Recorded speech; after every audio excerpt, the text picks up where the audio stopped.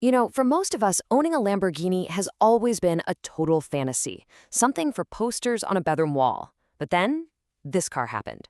The Gallardo.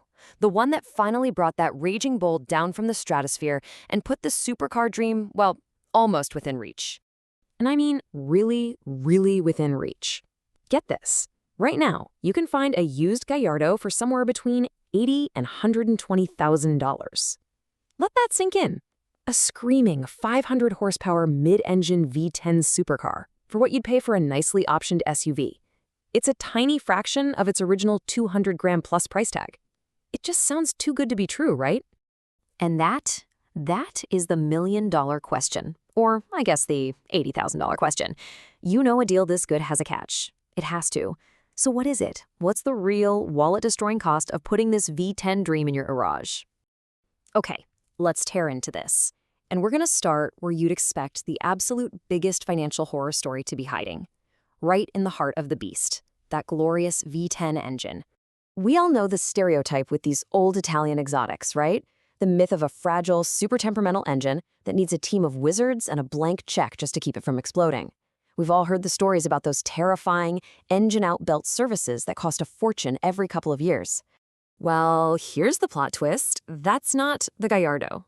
The truth is, this V10 is one of the most solid supercar engines of its time. Because you see, its heart isn't just Italian. It's got a whole lot of German in it, too. See, back then, Lamborghini was owned by Audi. This V10 was actually co-developed with them, sharing DNA with the Audi R8's engine. It was built with that famous German discipline. And that brings us to the single most important detail for anyone thinking about buying one. It uses a timing chain, not a belt. And this is why that is such a massive deal. With an older Ferrari or a big V12 Lambo, you are looking at an engine-out belt service every 3 to 5 years. We're talking $5,000, $6,000, maybe $8,000 easy. With the Gallardo's timing chain, it's designed to last the life of the engine. The cost? Zero. It just completely erases the single biggest, scariest maintenance bill of old-school exotics. Now, hold on. It's not perfect. The most common hiccup is a coil pack failing, which gives you a misfire. But even then, to replace all 10 of them is about $800. Yeah, you'll still have other gremlins, aging sensors, coolant hoses, but for a V10, the core of this thing is incredibly tough. So no, the engine is not the real catch. But if the engine is the surprisingly good news, well, the transmission is where that dream runs headfirst into a brick wall of financial reality. This is the catch, and its name is E-Gear. Okay, so most Gallardos you'll find have this, the E-Gear transmission. You've got to understand what this is. It's not a modern, lightning-fast dual clutch. It's not a smooth automatic. It's literally a 6-speed manual gearbox. But instead of a clutch pedal for your foot, it has a first-generation robot doing the work for you. Back in 2004, this was cutting-edge stuff. By today's standards, though, the driving experience is rough. It's jerky, it's clumsy, and it absolutely hates stop-and-go traffic. It lurches around. And because that robot isn't nearly as graceful as your own foot, it is just brutal on the clutch, wearing it out way, way faster than a person would. And all that wear leads you right here. A new clutch will run you anywhere from $3,000 to $6,000, and you might need one every 10 or 20,000 miles. This isn't a maybe, it's a when. It is a massive, guaranteed, reoccurring cost that is just baked right into owning an E-Gear car. And oh, it doesn't stop there. That little robot that operates the clutch, the hydraulic actuator, it can fail too, and replacing that can be another $3,000 to $5,000. So you're looking at a guaranteed clutch bill plus a potential actuator bill that could easily push 10 grand. Ouch.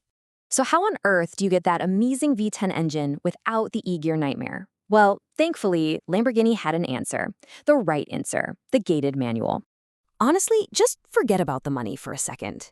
The experience of this thing, rowing your own gears in a Lambo, hearing that crisp click-clack as the metal shifter slots into that beautiful open gate, it's pure mechanical poetry. It is, without a doubt, one of the most satisfying things you can do in a car, period. So you see, you're really looking at two totally different cars. The E-Gear is this clunky, automated thing with guaranteed expensive repairs, which, hey, is why it's cheaper to buy.